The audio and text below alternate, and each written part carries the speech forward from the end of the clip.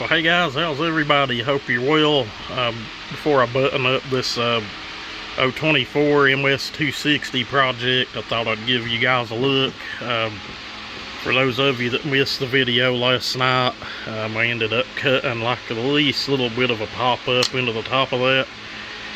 Just so my squish panned out okay. Where it's a dome, it was just kind of, it's too tight in some places, too loose in others. They don't make it easy to dial things in. And I actually machined the band on a little bit of a taper, but evidently not enough. I took my timing out of the piston. I did take put the piston back into lathe and take, I don't know, about 15-20 thousandths off of the bottom of the piston because we had a case clearance issue. I set the flat file, taking the cylinder on and off. I first marked it with a feeler gauge and kind of got close to that.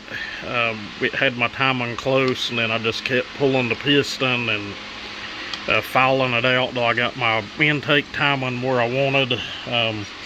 Another look at the base, it turned out real nice. I actually cut that with a high-speed Stihl cutter that I'd made here a while back. I forgot I'd even done. Turned out pretty good. The band, like I said, it was kind of done on a little bit of a taper toward the combustion chamber. You can kind of see the little ring. We don't really have much of a depth ring there. Don't think I'll run into any problems at all, but that's mainly just showing how much I took out of the band. But it turned out really nice. The uppers ground really nice. They turned out really well. I always try to make them look as identical as I can. You can kind of see how I've got them done and angled. Maybe not. The exhaust port, it was widened the least little bit. Put a polish on it, left the timing where it fell. Turned out pretty nice. A little bit of a texture on the intake. I think it was a 120 roll. Kind of just went around, broke the edge of the entrance. Nothing hogged out. There was no need to grind on the lowers at all. I know I've even got videos showing where I'll grind that little lip out. I don't necessarily think it's taken away enough to hurt anything. But honestly, with some of the saws I've done here lately, I don't know that it's really doing anything beneficial either. I know you guys, some of your favorite YouTubers, and you know, I ain't down on nobody, ain't judging what anyone does, but I've seen guys mark the piston, the skirt, or the windows and the piston, and grind these all the way out to match that. Guys, you're pulling so much material away. You're taking away that velocity and your case pressure. It may look good in the video, but I promise you, on a work saw, I'm not talking a place saw with a big corb, you know, and real long blowdown. I'm talking a work saw, something that you want torque, something you want it to be snappy. These things rely on that crankcase pressure, compression, whatever you want to call it. You know, I know all the old books show that a minimum of 40 degrees between when the upper's open and the intake closes, or vice versa, however you want to do it. You know, and I'm not going to go against that. Some saws I've used that on, that 40 degrees, and they still feel a little lazy. You know, it's just it's a balancing act. If you take material out of the case, you know, you're losing pressure, you're losing velocity through the uppers. The guys that do this stuff, they're the ones telling you that grinding the uppers is wrong. Short blowdown doesn't work. Again, you know, to each their own, but I've got to kind of step in when there's like thousands of people getting this information. In my humble opinion, the guys preaching this, they have been the reason for hundreds, if not thousands, of freaking cylinders being ruined. I'm seeing other guys freaking go back in and JB weld their shit back up. That's no joke. You can look around. I've seen people do it. I'm not brave enough to do that. I trust the JB weld, but not that well. But and you know, if I've shown anything that's been misleading, I apologize. But I've been back through a lot of my videos and I ain't really showed anything that I think is detrimental to a saw. You know, some of it's just flash work just to make it look pretty. The whole airflow bit, unless something's just standing out like a sore thumb, it really don't pertain to this. These things rely on pressure and velocity, and they like fuel. They like a lot of fuel. That's what I'm figuring out.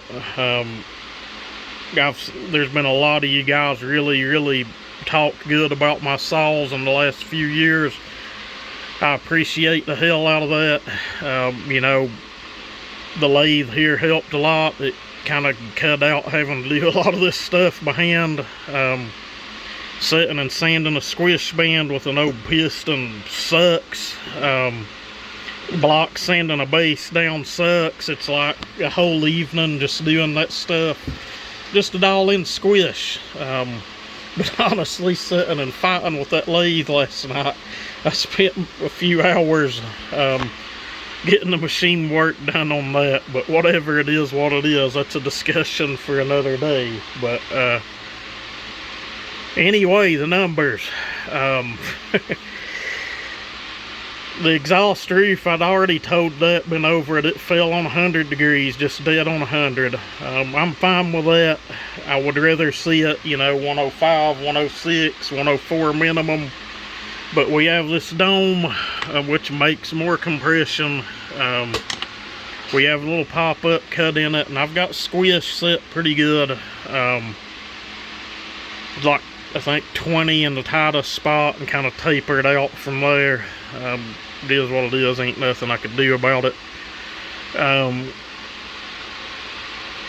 The uppers I set at 120. The intake 76. Numbers I've used for a long time were 100, 120, and 80. They always seem to work, but I have noticed on these saws and that style of cylinder, with the intake timing just a little bit lazier, and you know what's going on is you're making a little more case pressure. They seem snappier, seem to still have a good 4-stroke at really high RPMs.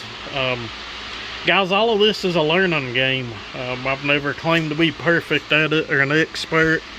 And you know, I've seen a lot of other builders, their porting style kind of change over the years. Well, maybe not a couple, but you know, I get it. Some people are old, they don't want to change. It is what it is. You've got to give people what they want and what they want to see.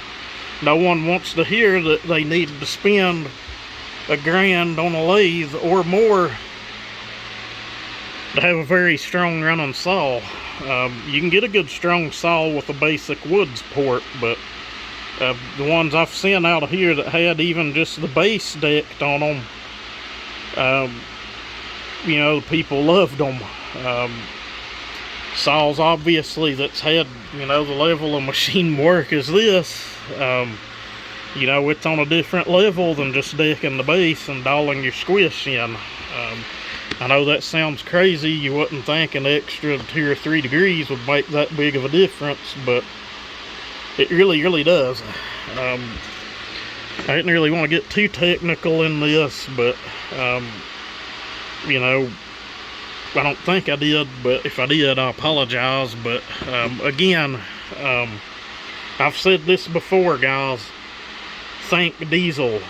Most of these are pretty high compression anyway. Even stock saws have over 150 psi in most cases, unless it's something old and vintage, and then that's a whole nother cup of worms. They love fuel, and that's the reason for increasing the transfer duration and, you know, getting more fuel into there.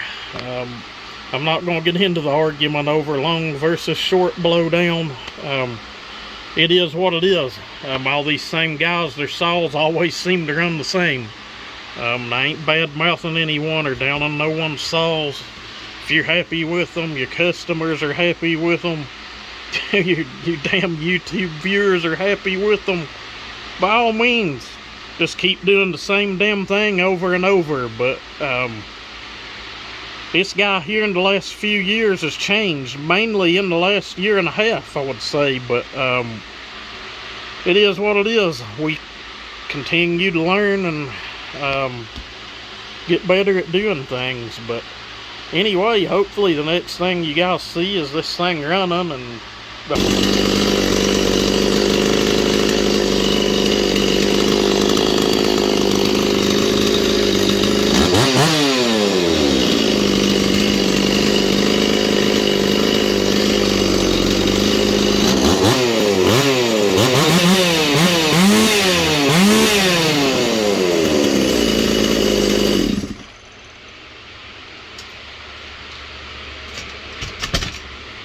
well, guys, she is a runner.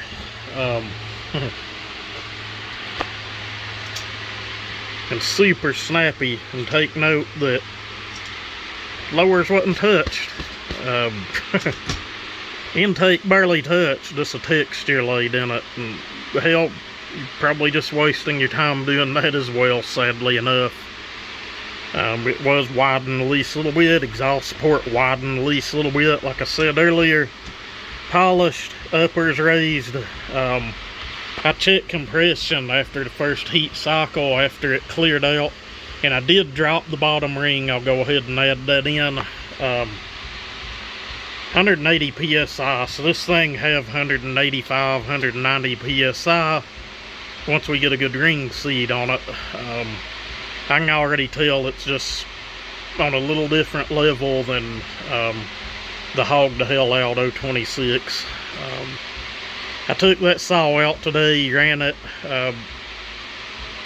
in locust. We were cutting locust poles, and it ain't the fastest saw in the world, but it's pretty torquey, and it's a good running saw. I don't know if I'll tear it back down. Time will tell, but it damn sure ain't no slouch. But honestly, I can just tell the way this one feels sitting here just on this stool. It'll hand it its ass, and boy, does that plastic look like shit. This is OEM 260 plastic in the front, and this is, I think it's Farmer Tech. Got a 260 air filter. It's a little bit of a headache to do that. You've got a JB weld off the hole that's in the top of the filter, and you got to come up the tank vent, which is pretty easy. What I usually do is just take a piece of Tygon, cut the head off of a screw, screw it down in it, and glue it down into the top of the tank. I've got them out there, been out for years, and they're still going. I've got a few here of my own done that way, but that muffler that was on it, I didn't like it. I went out in the building and got the old 024. We're going to do something with that. It was the one that had scored the cylinder. I did get it back to where it makes enough compression to run, but we're going to do something different with that later on down the road. It'll be fun, we'll say that. But I can't wait to get this one on a piece of wood, but I'm going to heat cycle it here a bunch, let it run some, then maybe baby it into a piece of wood and, you know, go full send on it. Will be 20-inch, 3/8, full comp, full chisel.